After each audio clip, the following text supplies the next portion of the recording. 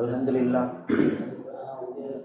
औज़ु बिल्लाहि मिनश शैतानिर रजीम बिस्मिल्लाहिर रहमानिर रहीम अशहदु अन ला इलाहा इल्लल्लाह वहदहु லா ஷரீக லஹு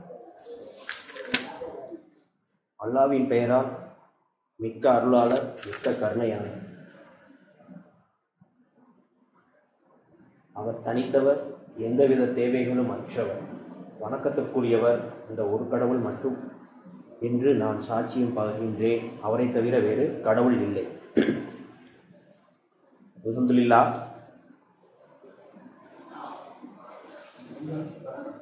இந்த வார ஜும்மாவுக்கு சூரா 42 ஆலோசனை அல் ஷுரா அப்படிங்கிறதுல இருந்து நிறைய வசனங்கள் இருக்குது. அதில் இன்ஷா அல்லாஹ் நம்ம குறிப்பிட்ட சில வசனங்களை மட்டும் அதிலிருந்து பார்ப்போம். அதுக்கு முன்னாடி அந்த வசனத்தில் நம்மளெல்லாம் சரணடைந்தவராக இருக்கிறோம். நம்ம அனைவரும் இங்கே இருக்கிறவங்க கடவுள் ஒருவர் தான், அவரை தவிர வேற யாருக்கும் எந்தவித சக்தியும் இல்லை, அவர் மட்டும்தான் கடவுள் அப்படிங்கிறத முழுமையாக நம்புகிறோம். நம்ம கடவுளை பற்றி நமக்கு இதுக்கு மேலே நம்ம விளக்கம் கொடுக்கணும்னா கொடுத்துக்கிட்டே இருக்கலாம். அல்ஹம்துலில்லாஹ் நம்ம கடவுளை பற்றி நிறையா புரிதல் உள்ளவங்களாக இருக்கிறோம். அப்பேற்பட்ட கடவுள், அந்த மகா சக்தி பொருந்திய கடவுள் மனிதர்களோட எவ்வாறு தொடர்பு கொள்கிறார் அப்படிங்கிறத தூதர் நமக்கு 42வது அத்தியாயத்தில் 51வது வசனத்தில் கற்றுக் கொடுக்குறாரு. உள்ளுணர்வின் வாயிலாகவோ அல்லது ஒரு தடுப்பிற்கு பின் இருந்தோ அல்லது தான் நாடுகின்ற எதனையும் அவர் மூலம் வெளிப்படுத்துகின்ற ஒரு தூதரை அனுப்பியோ தவிர மானிடர் எவரும் கடவுளுடன் தகவல் தொடர்பு கொள்ள முடியாது. அவர்தான் மிகவும் உயர்ந்தவர், ஞானம் மிகுந்தவர். அதாவது நான் என்னுடைய தூதர்கள்ட்டையும் என்னுடைய அடியார்கள்ட்டையும் நான் எவ்வாறு தொடர்பு கொள்கிறேன் அப்படிங்கிற ஒரு விஷயத்த கடவுள் சொல்கிறாரு. தூதரை அனுப்பியோ தவிர மானிடர் எவரும் கடவுளுடன், அதாவது நம்மளே சொல்றார், மானிடரும் கடவுளுடன் தகவல் தொடர்பு கொள்ள முடியாது. அவர்தான் மிகவும் உயர்ந்தவர், ஞானம் மிகுந்தவர். ஆனால் நமக்கு ஒரு உள்ளுணர்வை கொடுத்துறாரு. இதுதான் வேதம், கடவுள் ஒருவர் தான், நம்ம ஒரு உடன்படிக்கை செஞ்சுருக்கோம் அப்படிங்கிறது நமக்கு ஒரு உள்ளார்ந்த எண்ணத்தை கடவுள் கொடுத்துறாரு. அதனால தான் ஆரம்பிக்கும் போதே வசனத்தில் சொல்றார், உள்ளுணர்வின் வாயிலாகவோ அல்லது ஒரு தடுப்பிற்கு பின் இருந்தோ அல்லது தான் நாடுகின்ற எதனையும் அவர் மூலம், அதாவது யாரை தேர்ந்தெடுக்கிறாரோ, உதாரணத்துக்கு மோசஸா இருக்கலாம், இல்லை ஏகப்பட்ட நபிமார்கள் இருக்கிறாங்க, ஆபிரகாமா இருக்கலாம், நூகுவா இருக்கலாம், இந்த மாதிரி, அல்லது தான் நாடுகின்ற எதனையும் அவர் மூலம் வெளிப்படுத்துகின்ற ஒரு தூதரை அனுப்பியோ தவிர மானிடர் எவரும் கடவுளுடன் தகவல் தொடர்பு கொள்ள முடியாது. அவர்தான் மிகவும் உயர்ந்தவர், ஞானம் மிகுந்தவர். ஏன்னா ஒரு தடவை மூசா சொல்றாரு, நான் உங்களைய பார்க்கணும் அப்படிங்கும்போது கடவுள் சொல்றாரு, நீங்க அந்த மலையை பாருங்க, அந்த மலை அந்த இருப்பிடத்திலே அதே இடத்துல இருந்தால் நீங்க என்னைய பார்க்கலாம் அப்படிங்கும்போது கடவுள் அந்த மலையில தன்னை வெளிப்படுத்தும் போது அந்த மலை சுக்குநூறாக நொறுங்கி போகுது. ஸோ இந்த விதமாக கடவுள் கடவுளோட சக்தியை எப்படி வெளிப்படுத்துகிறாரு, எப்படி நம்மளுடைய தகவல் தொடர்பு கொள்கிறாரு அப்படிங்கிறத கடவுள் நமக்கு கற்றுக் கொடுக்குறாரு. புகழனைத்தும் கடவுளுக்கே. அதே மாதிரி இந்த அத்தியாயத்தில் 42ல் 34 சொல்கிறார். 42வது அத்தியாயத்தில் 34 அவர்களுடைய சொந்த செயல்களின் பின் விளைவாக அவர்களை அவர் அழித்தொழித்து விட இயலும். மாறாக அவர்களுடைய பாவங்களில் அதிகமானவற்றை அவர் பிழைப்பட்டுக் கொள்கின்றார். இப்போ உதாரணத்துக்கு பார்த்தீங்களாக்கும், ஒரு 2 நாளைக்கு முன்னாடி ஐக்கிய அரபு அமீரகம் துபாயில் அல்லாஹ்வுடைய ஒரு சீற்றம் நம்ம பார்த்துருக்கலாம். அங்கே அந்த மழையே பெய்யாது, அந்த அளவுக்கு மழை பெய்யாது அப்படிங்கிற மாதிரி சொன்னாங்க. எல்லா சோசியல் மீடியாலையும் பார்த்தீங்க அப்படின்னு சொன்னால் அந்த பாலைவனத்தில் பாலைவனம் வெள்ளமாக மாறிடுச்சு. அதில் ஒட்டகம்லாம் அடித்து செல்லப்படுது. அவங்களுடைய ஆடம்பரமான அந்த கட்டடங்கள், வாகனங்கள், விலை உயர்ந்த வாகனங்கள் எல்லாமே, இந்த உலகம் சார்ந்த பொருட்கள் எல்லாமே எந்த அளவுக்கு நஷ்டப்பட்டது அப்படிங்கிறது ஒரு சிறிய சீற்றத்தை கடவுள் நமக்கு காரணம். அவங்க என்ன அப்படின்னா, இதெல்லாம் கடவுள் முன்னாடி ஒரு சின்ன தண்டனையை ருசிக்க வைப்பார், நம்மளை பயமுறுத்துவார், கண்டிப்பாக பயமுறுத்துவார், அச்சமூட்டுவார், அந்த தண்டனையை ருசிக்க வைப்பார். ஏன்னா மனிதன் எதுக்கு ரொம்ப கவலைப்படுறானோ இல்லையோ, பணத்துக்கும் பொருளுக்கும் வந்து ரொம்ப கவலைப்படுவான். அதன் மூலமா கடவுள் என்ன செய்வார்னா, அந்த தண்டனையின் ஒரு பகுதியை ரொம்ப ரொம்ப ஒரு சின்ன ஒரு இதை வந்து பண்ணுவார். அப்படியே நீங்க பின்னாடி போனீங்களாக்க ஒரு 4 வருடத்துக்கு முன்னாடி பார்த்தீங்கன்னா உலக மக்கள் அனைவருக்குமே அந்த கோவிட் அப்படிங்கிற ஒரு கிருமியை வச்சு கடவுள் வந்து எந்த அளவுக்கு வந்து ஒரு தண்டனையை வந்து சுவைக்க வச்சார் அப்படிங்கிறத பார்க்கணும். இதெல்லாம் வந்து என்ன அப்படின்னா, அவர்களுடைய சொந்த செயல்களின் பின்விளைவாக அவர்களை அவர் அழித்தொழித்து விட இயலும். மாறாக அவர்களுடைய பாவங்களில் அதிகமானவற்றை அவர் பிழைப்படுத்திக் கொள்கின்றார். ஏன்னா கடவுள் தனிப்பண்பா கருணை அப்படி இருக்கும்போது நம்மளுடைய பெரும்பான்மையான பாவங்களை வந்து கடவுள் வந்து மன்னிச்சுக்கிட்டே வாரார். மன்னிச்சு நமக்கு திரும்ப திரும்ப வந்து இந்த உலகத்துல வந்து வாய்ப்புகளை வந்து கொடுத்துக்கிட்டே இருக்கிறார். கொடுத்துட்டு ஒவ்வொரு நுனி விளிம்பிலும் நான் மட்டும்தான் கடவுள் அப்படிங்கிறத வந்து உங்களை வந்து காண செய்யறதுக்கும் உணர செய்யறதுக்கும் கடவுள் வந்து வாய்ப்புகள் வந்து கொடுத்துக்கிட்டே இருக்கும் அப்படிங்கிற ஒரு விஷயத்த சொல்றாரு. இன்ஷா அல்லாஹ் தொடர்ந்து பார்ப்போம். அதே இதுல 42:10 சொல்றாரு, இந்த தூது செய்தியின் எந்த பகுதியையேனும் நீங்கள் தக்கித்து கொண்டால் இதனை செய்ததற்குரிய தீர்ப்பு கடவுளிடமே உள்ளது. என் இரட்சகரான கடவுள் இவ்விதமானவர். அவர் மீது நான் பொறுப்பேற்படுத்துகின்றேன், மேலும் அவருக்கே நான் சரணடைகின்றேன். அதாவது இந்த வேதம் இருக்குல்ல, இந்த வேதத்தோட தூது செய்தியில நீங்க எந்த பகுதியிலும் தர்க்கித்து கொண்டால் இதனை செய்ததற்குரிய தீர்ப்பு கடவுளிடமே உள்ளது. என் இரட்சகரான கடவுள் இவ்விதமானவர். அவர் மீது நான் பொறுப்பேற்படுத்துகின்றேன், மேலும் அவருக்கே நான் சரணடைகின்றேன். இப்ப என்ன அப்படின்னு பாத்தீங்களாக்கும், அப்படியே அந்த 42:10 இருந்து நீங்க 42:14 வந்தீங்களாக்கும் ஒரு வசனம் அழகா சொல்றாரு கடவுள். என்ன சொல்றாருன்னா, முரணகையாக அவர்களிடம் அறிவு வந்ததற்கு பின்னர் தான், அதாவது இதுதான் வேதம் இதுதான் சத்தியம் அப்படிங்கிற அறிவு வந்ததற்கு பின்னர் தான் தங்களுக்கிடையே பொறாமை மற்றும் சீற்ற உணர்வின் காரணமாக அவர்கள் பிரிவுகளாக சிதறி போனார்கள். வரையறுக்கப்பட்டதொரு தவணை வரை அவர்களுக்கு அவகாசம் அளிப்பதென இரட்சகரிடமிருந்து முன்னரே நிர்ணயிக்கப்பட்டதொரு தீர்மானம் இல்லாதிருந்தால் அவர்கள் உடனடியாக தீர்ப்பளிக்கப்பட்டிருப்பார்கள். உண்மையில் வேதத்திற்கு வாரிசுகளான பிந்திய தலைமுறையினர் முற்றிலும் ஐயங்களுடனே இருக்கின்றனர்.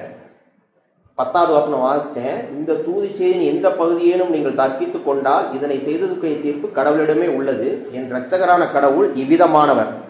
அவர் மீது நான் பொறுப்பேற்படுத்துகின்றேன், மேலும் அவருக்கே நான் சரணடைகின்றேன். 14 சொல்றாரு, இந்த அறிவு வந்ததுக்கு அப்புறம் தான் இவங்க வந்து இந்த உண்மையை பத்தி தர்க்கம் கொள்றாங்க அப்படிங்கிறார். என்ன அப்படின்னா, பொறாமை மற்றும் சீற்ற உணர்வின் காரணமாக. இப்ப நீங்க பாத்தீங்களாக்கும் இன்னைக்குள்ள ஒரு காலகட்டத்துல வியாபாரத்தை வந்து எம்பளம் அப்படின்னு சொல்லிட்டு பிரிப்பாங்க. ஏக்கு கீழே பாத்தீங்களாக்கும் ஏபின்னு வரும், அந்த ஏக்கு கீழே பாத்தீங்களாக்கும் பிசின்னு வரும். இப்படியே வந்து பிரிவு வந்து அது பிரிச்சுக்கிட்டே போவாங்க. என்ன அப்படின்னா, அந்த மாதிரி இப்ப நீங்க நம்ப மறுப்பொருளை முகமதிகளை எடுத்தீங்களாக்கும் அந்த கருத்து வேறுபடுது.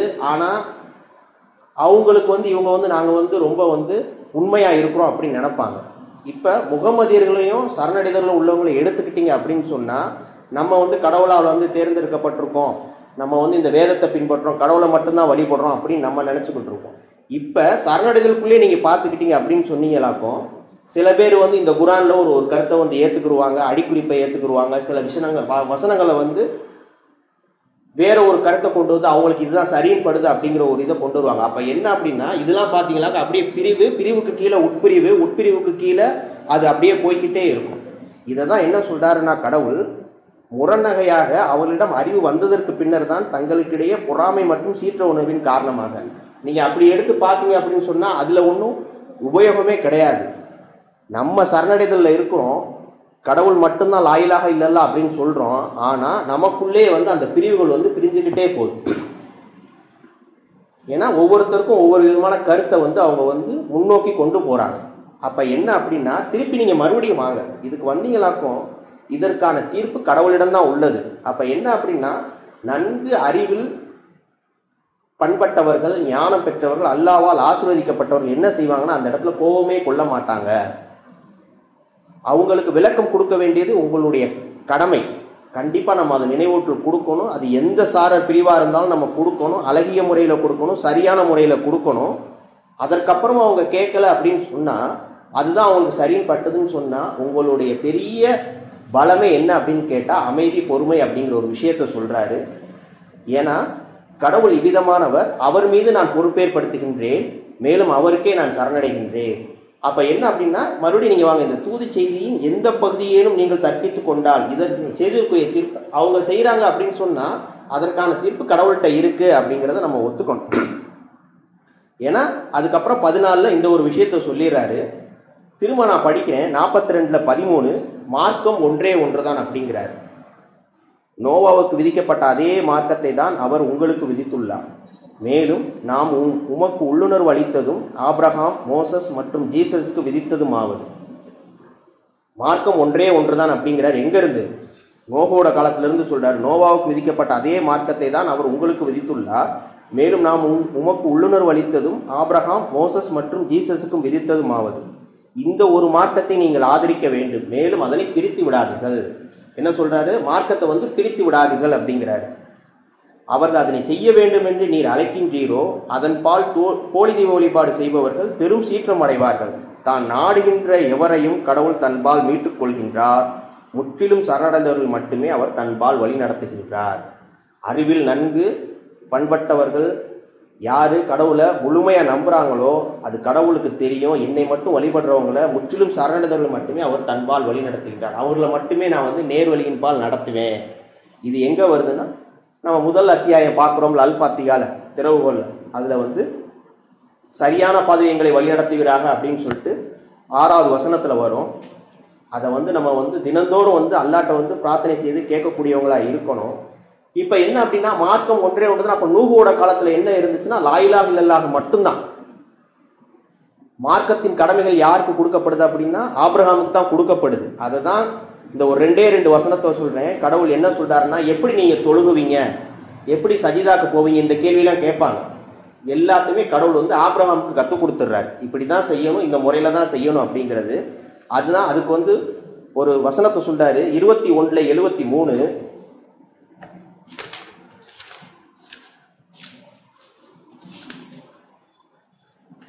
ஆபிரகாம் இஸ்லாத்தின் மார்க்க கடமைகள் அனைத்தையும் சேர்ப்பித்தவர். நம்முடைய கட்டளைகளுக்கேற்ப வழிநடத்தி இமாம்களாக நாம் அவர்களை ஆக்கினோம். மேலும் நன்மைகள் செய்வது எப்படி என்பதையும், எப்படி நன்மை செய்யணும் அப்படிங்கிறது என்பதையும், தொடர்பு தொழுகைகளை எப்படி தொழுகணும் அப்படிங்கிறதையும், ஜக்காத் கடமையான தர்மத்தை கடைபிடிப்பது எப்படி என்பதையும் நாம் அவர்களுக்கு கற்றுக் கொடுத்தோம். நமக்கு அர்ப்பணித்து கொண்ட அடியார்களாக அவர்கள் இருந்தனர்.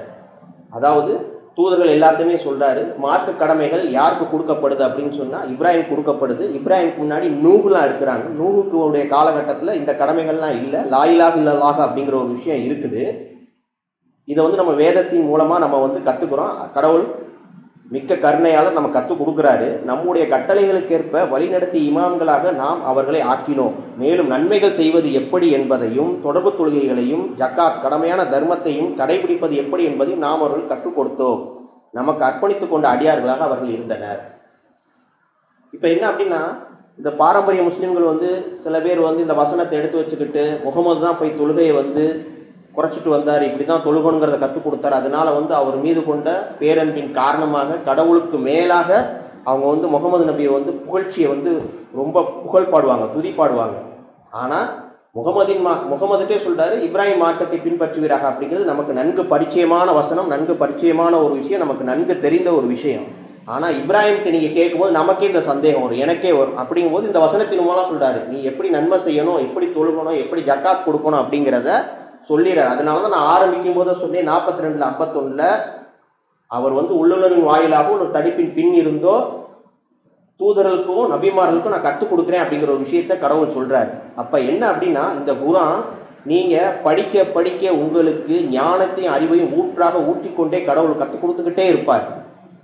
நீங்க எப்படி படிக்கிறீங்க, முதல் பக்கத்துல இருந்து கடைசி பக்கம் வரைக்கும் படிக்கிறீங்க அப்படின்னா, ஒரு பக்கம் ஒரு தடவை படிச்சு முடிச்சுட்டீங்க அப்படின்னா உங்களுடைய ஈடுபாடு, உங்களுடைய பயபக்தி, உங்களுடைய அல்லாஹ்வுக்கு நீங்க சொல்ற நன்றி அறிதல் எப்படி இருக்குது அப்படின்னு பார்க்கும்போது எந்த அளவுக்கு நீங்க ஈடுபாடோ அந்த வசனத்தை ரொம்ப ஆர்வமா படிக்கிறீங்களோ அந்த அளவுக்கு கடவுள் ஒவ்வொரு புது புது விஷயங்களும் ஒவ்வொரு நாளும் உங்களுக்கு கண்டிப்பா கற்றுக் கொடுப்பார். அதுக்கு தான் உதாரணமா 7 கடல் அப்படிங்கிறது ஒரு விஷயங்கும் போது இந்த குர்ஆனுக்கு நீங்க வசனத்துக்கு நீங்க எடுத்து பார்த்தீங்க அப்படின்னா அந்த கருத்து, அந்த ஒரு அற்புதம், அத்தாட்சி அப்படிங்கிறத அவ்வளோ இதா சொல்றாரு. ஒவ்வொரு முறையும் சரி நான் ஒரு முறை படிக்கிறேன், ஈடுபாடே இல்லை, படிச்சு முடிக்கிறேன்னா அந்த ஒரு தடவைக்கு ஏதாவது ஒரு உண்மையை கடவுள் இதுல இருந்து கற்றுக் கொடுப்பார். 2வது தடவை படிக்கிறேன் அப்படின்னா கண்டிப்பா கற்றுக் கொடுப்பார். அதுல எந்தவித மாற்றமே கிடையாது. இன்ஷா அல்லாஹ் தொடர்ந்து பார்ப்போம். நம்மளுடைய ஆதி பாவத்திற்காக அல்லாஹ்விடம் பாவம் மன்னிப்பு கேட்கும். தூபு இல்லை. அல்ஹம்துலில்லாஹ் அஷ்ஹது அன் லா இலாஹ இல்லல்லாஹ் வஹ்தஹு லா ஷரீக லஹ். புகழனைத்தும் கடவுள் ஒருவருக்கே. அவர் தனித்தவர், எந்தவித தேவைகளும் அற்றவர். அவர் ஒருவர் மட்டுமே கடவுள் என்று சாட்சியம் பகிர்கின்றேன். அவரை தவிர வேறு கடவுள் இல்லை. இன்ஷா அல்லாஹ் தொடர்ந்து இரண்டாவது உரையில பார்ப்போம். கடவுள் எந்தவித தேவைகளும் அற்றவர் அப்படிங்கிறது இன்னைக்கு நிறைய பேர் இந்த வானத்தை படைச்சது யாருன்னு கேட்டால் கடவுள்னு சொல்லுவாங்க, அல்லாஹ் தான் அப்படிம்பாங்க. உங்களை படைச்சது யாருன்னு கேட்டால் அல்லாஹ் தான் அப்படிம்பாங்க. வேதத்தை கொடுத்தது யாரு, இறுதி வேதம் யாரு, தூதர் யாரு, எல்லாமே அல்லாஹ் அல்லாஹ் அப்படிங்கிற ஒரு விஷயத்த சொல்லுவாங்க. ஆனால் அவங்க முழுமையான நம்பிக்கையாளராக இருக்கிறாங்களா, உண்மையான நம்பிக்கையாளராக இருக்கிறாங்களா, சரணடைந்தவர்களாக இருக்கிறாங்களா அப்படின்னு கேட்டால் அது கேள்விக்குறி தான். இப்போ பாரம்பரிய முஸ்லீம்களை எடுத்துக்கிட்டோம், பெரும்பான்மையான முகமதியர்களை எடுத்துக்கிட்டோம் அப்படின்னா அவங்க உதாரணத்துக்கு நான் கூட சிறு வயதில் இந்த அல்லாஹ்வுடைய உதவி இல்லாதப்ப அல்லாஹ்வுக்காக நோன்பு நோக்கின்றேன், அல்லாஹ்வுக்காக தொழுகின்றேன் அப்படிங்கிற விதயம் தான். ஆனால் அல்லாஹ் என்ன சொல்லிட்டாருன்னா ஒரே ஒரு வார்த்தை, அவ்வளோதான், முடிச்சுட்டார். அப்போ இவ்வளோ பெரும்பான்மையான மக்கள் எவ்வளோ பெரிய தவறான ஒரு விஷயத்தை செஞ்சுக்கிட்டு இருக்காங்க அப்படிங்கிறத பாருங்க. எந்தவித தேவைகளும் மற்றவர். நீங்கள் நோன்பு வச்சு கடவுளுக்கு என்னாக போகுது? உங்களை நீங்கள் வருத்தி தொழுதி கடவுளுக்கு என்னாக போகுது? கிடையாது.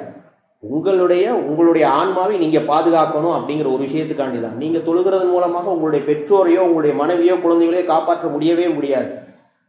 நீங்கள் தொழுகிறது உங்களுக்காக, நீங்கள் நோன்பு நோற்பது உங்களுக்காக, நீங்கள் ஜக்காத் கொடுப்பது உங்களுக்காக. அப்போ என்ன அப்படின்னா எந்தவித தேவைகளும் மற்றவர் அப்படிங்கிறதுக்கான அர்த்தத்தை பின்னாடி பார்த்தீங்கன்னாக்கும் சும்மா எந்த ஒரு வார்த்தைகளுமே கடவுள் சாதாரணமாக எடுத்துட்டு நம்ம போய்க்கிற முடியாது, கடந்து போயிட முடியாது. வேதத்தில் இன்ஷா அல்லாஹ் தொடர்ந்து பார்ப்போம். 42:16 சொல்றாரு. அதே மாதிரி குர்ஆனை பொறுத்த வரைக்கும் நீங்க ஒவ்வொரு வசனத்தை படிக்கும் போதும் அதை ஞாபகப்படுத்தி நீங்க கொண்டு போனீங்க அப்படின்னா கண்டிப்பா இன்னொரு வசனத்துக்கு கடவுள் உங்களுக்கு கண்டிப்பா அதுல ஒரு விளக்கத்தை கண்டிப்பா கொடுப்பார். இல்லை நீங்கள் ஒரு சந்தேகத்தோட என்ன இதுக்கு விடை தெரியலையே அப்படின்னு நீங்கள் கண்டிப்பாக தேடினீங்களா குர்ஆனில், கண்டிப்பாக கடவுள் அதை உங்களுக்கு கற்றுக் கொடுப்பார், அதுக்கு விடையும் கொடுப்பார். அந்த நம்பிக்கையை நம்ம இழந்துடவே கூடாது. 42:16 எவர்கள் அவருடைய தூதி செய்தியை பெற்ற பின்னர் கடவுளை பற்றி தர்க்கிக்கின்றனரோ அவருடைய தர்க்கம் அவருடைய இரட்சகரிடத்தில் செல்லாததாக ஆக்கப்பட்டு விட்டது. அவர்கள் கண்டனத்துக்கு உள்ளாகிவிட்டனர், மேலும் கடுமையான ஒரு தண்டனைக்கு தகுதியாகிவிட்டனர். 16 சொல்றாரு. இப்போ அல்ஹம்துலில்லாஹ் நம்ம இந்த குர்ஆனை தூய்மைப்படுத்தப்பட்டு தூதர் மூலமா, உடன்படிக்கை தூதர் மூலமா பெறப்பட்ட அல்லாஹ்வின் அடியார்களா ஊழியர்களா நம்ம இருக்கிறோம். இதுக்கப்புறமும் இந்த தூதி செய்தியை பெற்ற பின்னர் கடவுளை பற்றி தர்க்கிக்கிறனரோ அவருடைய தர்க்கம் அவருடைய இரட்சகரிடமிருந்து செல்லாததாகப்பட்டு விட்டது. நீங்க தர்க்கம் பண்ணிட்டீங்க அப்படின்னு சொன்னா ஒண்ணுமே இல்லாம ஆயிரும், செல்லா காசு ஆயிரும் அப்படிங்கிற ஒரு விஷயத்த சொல்றாரு. அவர்கள் கண்டனத்துக்கு உள்ளாகி விட்டனர், மேலும் கடுமையான ஒரு தண்டனைக்கு தகுதியாகி விட்டனர். அப்ப சந்தேகம் பாவகரமானது அப்படிங்கிறாரு. அப்ப சந்தேகம் பாவகரமானதுன்னா எல்லா விஷயத்திலும் தான் கடவுள் சொல்றாரு.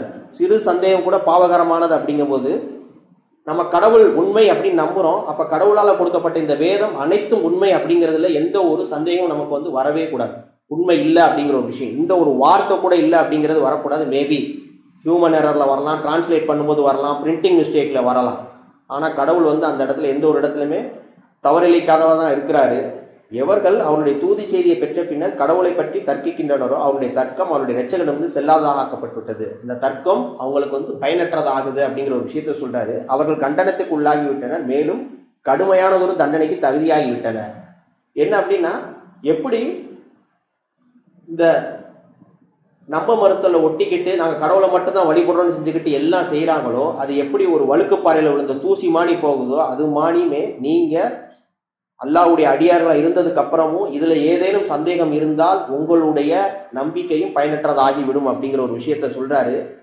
ஏன்னா நீங்க வேதத்தை நம்பணும் அப்படிங்கிற ஒரு விஷயத்த சொல்றாரு. தொடர்ந்து 42, 22, 26 சொல்றாரு.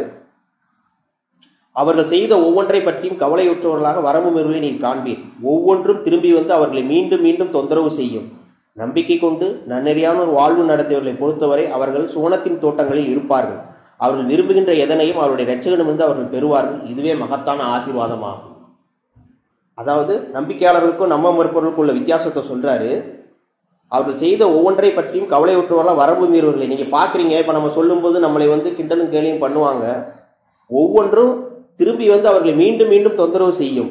ஆனால் நம்பிக்கை கொண்டு நன்னறியான வாழ்வு நடத்துறவங்களுக்கு சுவனம் அப்படிங்கிற ஒரு விஷயத்த சொல்றாரு. தொடர்ந்து 26 சொல்றாரு, நம்பிக்கை கொண்டு நன்னறியான வாழ்வு நடத்துவர்கள் தான் அவர்களுக்கு மறுமொழி அளிக்கின்றனர். தன்னுடைய ஆசிகளை அவர்கள் மீது அவர் பொழிவார். நம்ப மருத்துவர்களை பொறுத்தவரை அவர்கள் கடுமையான தண்டனைக்கு உள்ளாகிவிட்டனர். யாரு உண்மையா நம்பிக்கை கொண்டு சரணடைதல் அல்லாஹ்வுடைய ஊழியர்களாக இருந்து நன்னறியான வாழ்க்கை, கடமைகள் தவிர நன்னறியான வாழ்க்கை வாழ்றாங்களோ அவங்க தான் வந்து கடவுளுக்கு மறுமொழி அளிக்கக்கூடிய. ஏன்னா நம்ம ஏற்கனவே உடன்படிக்கை செஞ்சுட்டோம். மறுமொழிங்கிறது நீங்க சொன்னதை நாங்க செய்யறேன் அப்படிங்கிறது தான் மறுமொழி. ஏற்கனவே நம்ம சொன்ன மாதிரி தான், நீங்க பாவம் செய்யணும்னு விருப்பப்பட்டா கூட யூசுப் நபியை எப்படி கடவுள் பாதுகாக்கிறாரோ அது மாதிரி உங்களை கடவுள் வந்து பாதுகாப்பார். இது ஒவ்வொரு வாழ்க்கையிலையும் ஒவ்வொருத்தவங்களுடைய அந்தரமான நேரத்திலையும் நடக்கும்.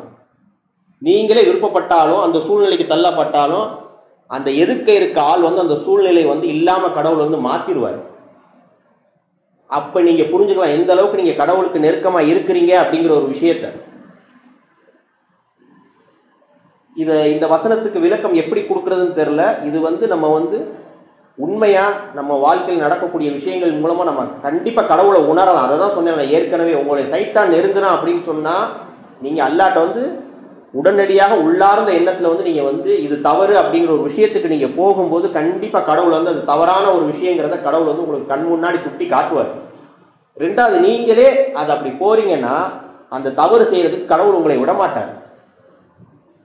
ஏன்னா நீங்க வந்து கடவுள்கிட்ட நீங்க எந்த அளவுக்கு நெருக்கம் கொண்டிருக்கீங்களோ கடவுள் அந்த அளவுக்கு வந்து உங்களை வந்து என்ன சொல்றது, சுவனத்தில் நுழையும் போது கடவுளுக்கு எப்படி நீங்க நன்றி சொல்லி பாராட்டுறீங்களோ அதே மாதிரி என் ஊழியர்களுக்கு நல்வரவாக என் அடியார்களுக்கு நல்வரவாக அப்படிங்கிறார்கள். அந்த மாதிரி கடவுள் வந்து உங்களை வந்து அந்த பாதுகாப்பு வட்டத்துல வந்து கண்டிப்பா வந்து கொண்டு சென்றுகிட்டே இருப்பாரு. இன்ஷா அல்லாஹ் தொடர்ந்து பார்ப்போம். ஒரு 3 வசனம் அதோட முடிச்சுக்கிறேன். 42, 37, 47, 35. 47 ஃபர்ஸ்ட் வாசிக்கிறேன் இன்ஷா அல்லாஹ். தவிர்த்திட முடியாதென கடவுளால் விதிக்கப்பட்ட ஒரு நாள் வருவதற்கு முன்னர் நீங்கள் உங்கள் இரட்சகருக்கு மறுமொழி அளிக்க வேண்டும். அந்நாளில் உங்களுக்கு எந்த புகலிடமும் இருக்காது, அன்றி ஒரு வாதாடுபவரும் இருக்க மாட்டார். தவிர்க்கவே முடியாது. கடவுளை நம்ம சந்திக்க போறோம், தீர்ப்பு வழங்கப்பட போது அந்த நாளை வந்து தவிர்க்கவே முடியாது. தவிர்க்கப்பட்ட ஒரு நாள் வருவதற்கு முன்னர் நீங்கள் உங்கள் இரட்சகருக்கு அதுக்குள்ள பிரோன் மாதிரி இருந்துடாதீங்க. ஏன்னா உங்களுடைய வாழ்க்கையின் விளிம்புக்கு வரைக்கும் நீங்க வரும்போது இணைதெய்வ வழிபாட்டை வந்து நான் சுட்டி காட்டிக்கிட்டே இருப்பேன், நீங்க உங்களை மீட்டுக்கோங்க அப்படிங்கிற ஒரு விஷயத்த சொல்லும் போது கடவுள் வாய்ப்பை கொடுத்துக்கிட்டே இருக்காரு. எவ்வளவு பெரிய இதுன்னு பாருங்க. நம்ம வந்து ஒருத்தர் தவறு செய்யறாரு அப்படின்னா ஒரு 4 தடவை மன்னிப்போம், 5 தடவை மன்னிப்போம். பெற்றோர்களா இருந்தால் அதிகபட்சம் போய் ஒரு 10 டைம்ஸ் எடுத்துப்போம், ஒரு 40 டைம்ஸ் மன்னிப்பாங்க. அதுக்கப்புறம் அவங்களுக்கும் அந்த பலகீனமானவங்களா இருக்கனால வந்து அந்த கோபம் அப்படிங்கிற ஒரு விஷயம் வரும். ஆனா கடவுள் இந்த இதை மட்டும் பொறுத்த வரைக்கும் உங்களுக்கு வந்து வாய்ப்புகள் வந்து கொடுத்துக்கிட்டே இருக்கிறார். உதாரணத்துக்கு இப்ப 2 நாளைக்கு முன்னாடி நடந்தது தான். அது என்ன அப்படின்னா, யாரு கடவுளை பற்றி உண்மையா அந்த புரிதல் இருக்குதோ அவங்க வந்து அதை வந்து கண்டிப்பா வந்து அந்த வசனங்கள் வந்து அவங்களுக்கு வந்து அது ஞாபகப்படுத்தும், உணர்த்தும். தவிர்த்திட முடியாதுன்னா கடவுளால் விதிக்கப்பட்ட ஒரு நாள் வருவதற்கு முன்னர் நீங்கள் உங்கள் இரட்சகருக்கு மறுமொழி அளிக்க வேண்டும். அதுக்குள்ள உங்களை நீங்க காப்பாத்திக்கோங்க, நான் வாய்ப்பு கொடுத்துக்கிட்டே இருக்கிறேன் அப்படிங்கும் போது நீங்க மறுமொழி அளிங்க. கடவுள் மட்டும்தான், கடவுளை தவிர வேறு கடவுள் இல்ல, லாயிலாக இல்லல்லா அப்படிங்கிற ஒரு விஷயத்துக்கு வந்துருங்க அப்படிங்கிறாரு. அந்நாளில் உங்களுக்கு எந்த புகலிடமும் இருக்காது. அதை நீங்க விட்டுட்டீங்க அப்படின்னு சொன்னா நீங்க அந்த நாள் எங்கேயும் போய் ஓடவும் முடியாது, எதுவும் இல்லை அப்படிங்கிறாரு. உங்களுக்காண்டி வாதாடுபோது யாருமே இருக்க மாட்டாங்க கடவுளை தவிர. தொடர்ந்து 37 நம்பிக்கையாளர்களின் பண்புகள் அப்படின்னு சொல்றாரு. அவர்கள் பெரும் பாவங்களையும் ஒழுக்கக்கேட்டையும் தவிர்த்து கொள்வார்கள், மேலும் அவர்கள் கோபம் கொண்டால் மன்னித்து விடுவார்கள். இந்த கோபம் வரும்போது மன்னிக்கிறதுங்கிறது வந்து மிகப்பெரிய ஒரு சக்தி, கடவுள் நமக்கு கொடுக்கக்கூடிய ஒரு மிகப்பெரிய ஒரு குணம், ஒரு சக்தி. அதுதான் சொல்றாரு 43 பாத்தீங்களா சொல்லுவாரு, அதிலே பொறுமையும் மன்னிப்பையும் கை கொள்வது குணநலின் ஒரு மெய்யான பலத்தை பிரதிபலிக்கின்றது. கோபங்கிறது எல்லாத்துக்குமே வரும். அந்த கோபத்தை கட்டுப்படுத்துறது அப்படிங்கிறது கடவுளோட ஒரு மிகப்பெரிய ஆசீர்வாதமா இருக்குது. அவர்கள் பெரும் பாவங்களையும் ஒழுக்கக்கேட்டையும் தவிர்த்து கொள்வார்கள், மேலும் அவர்கள் கோபம் கொண்டால் மன்னித்து விடுவார்கள். பொறுமையும் மன்னிப்பையும் கை கொள்வது குணநலின் ஒரு மெய்யான பலத்தை பிரதிபலிக்கின்றது. இதெல்லாம் வந்து நீங்க கடவுள்கிட்ட வந்து எந்த அளவுக்கு தினமும் தொடர்புல இருந்து தொழுது குரானை எடுத்து நீங்க அப்படி எந்த அளவுக்கு நீங்க கடவுளை நேசிக்கிறீங்களோ இதெல்லாம் வந்து கடவுள் வந்து நீங்க அறியாமலே உங்களுக்கு கொடுத்துருவாரு. நீங்க கோவப்படணும்னு நினைப்பீங்க, ஆனாலும் உங்களால கோவப்பட முடியாது. மன்னிக்க வேணாம்னு நினைப்பீங்க, ஆனால் கடவுள் மன்னிப்பு உங்களுக்கு கொடுத்துருவார். நீ மன்னிச்சிரு அப்படிங்கிற ஒரு விஷயத்த கடவுள் நமக்கு கொடுத்துறாரு அந்த இடத்துல. இதுதான் என்ன சொல்றது, நம்ம ஆரம்பத்திலே சொன்ன மாதிரி தான் காட் இஸ் ரன்னிங் எவ்ரிதிங், அந்த புரிதல் அப்படிங்கிற ஒரு விஷயம். நீ எதை தேர்ந்தெடுக்க அதில் நான் ரன்னிங் பண்ணிக்கிட்டே இருப்பேன். ப்ளஸ் எடுக்கிறியா ப்ளஸ்ல ரன்னிங் இஸ் எவ்ரிதிங், மைனஸ் எடுக்கிறியா மைனஸ்ல ரன்னிங் எவ்ரிதிங். அவ்வளோதான் முடிஞ்சு. ஏன்னா சுதந்திரம்ங்கிற அந்த ஒரு இதை கொடுத்துட்றாரு. அதுவே காட் இஸ் ரன்னிங் எவ்ரிதிங். நீ என்ன எடுக்கிற, என்னை மட்டும் வழிபடுறியா என்னோட மற்றொன்றா அப்படிங்கும் போது அதுதான் விஷயமா இருக்குது. தொடர்ந்து பார்ப்போம். 42:35 இதோட முடிச்சுக்கிறேன் இன்ஷா அல்லாஹ். நம்முடைய சான்றுகளுக்கு எதிராக வாதிடுபவர்கள் தங்களுக்கு எந்த அடிப்படையும் இல்லை என்பதை கண்டுகொள்வார்கள். சான்று அப்படிங்கிறது எல்லாமே இந்த குரான்ல சான்றாதான் இருக்குது. அத்தாட்சி, அற்புதம் 19, இல்லை அப்படின்னா மூசாவோட அற்புதத்தை எடுத்துக்கோங்க, இல்லை அப்படின்னா ஈசாவோட பிறப்பை எடுத்துக்கோங்க, இந்த மாதிரி நூஹோட ஒரு சரித்திரத்தை எடுத்துக்கோங்க. எல்லாமே இந்த நம்முடைய சான்றுகளுக்கு எதிராக வாதிடுபவர்கள் தங்களுக்கு எந்த அடிப்படையும் இல்லை என்பதை கண்டுகொள்வார்கள். கண்டிப்பா கடவுள் அதை அவங்களுக்கு உணர்த்துவோம் அப்படிங்கிற ஒரு விஷயத்த சொல்றாரு. அல்ஹம்துலில்லாஹ், நம்ம எந்த ஒரு சூழ்நிலையுமே கடவுள் மீதும் கடவுளின் தூதர்கள் மீதும் கடவுளால் வழிகாட்டல நமக்கு கொடுக்கக்கூடிய இந்த வேதத்தின் மீதும் இந்த வேதத்தில் உள்ள ஒரு வசனத்தின் மீது கூட நமக்கு சந்தேகம் அப்படிங்கிறது வரவே கூடாது. அப்படி உங்களுக்கு தேடல் இருந்தால் கடவுள்கிட்ட பொறுப்பேற்படுத்துங்க, படிங்க. கடவுள் கண்டிப்பாக அதற்கு உண்டான விளக்கத்தையும் அறிவையும் ஞானத்தையும் கண்டிப்பாக கடவுள் நமக்கு கற்றுக் கொடுப்பாரு. அக்கீமுஸ்ஸலாத், தொழுகைக்கு ஆயத்தம்.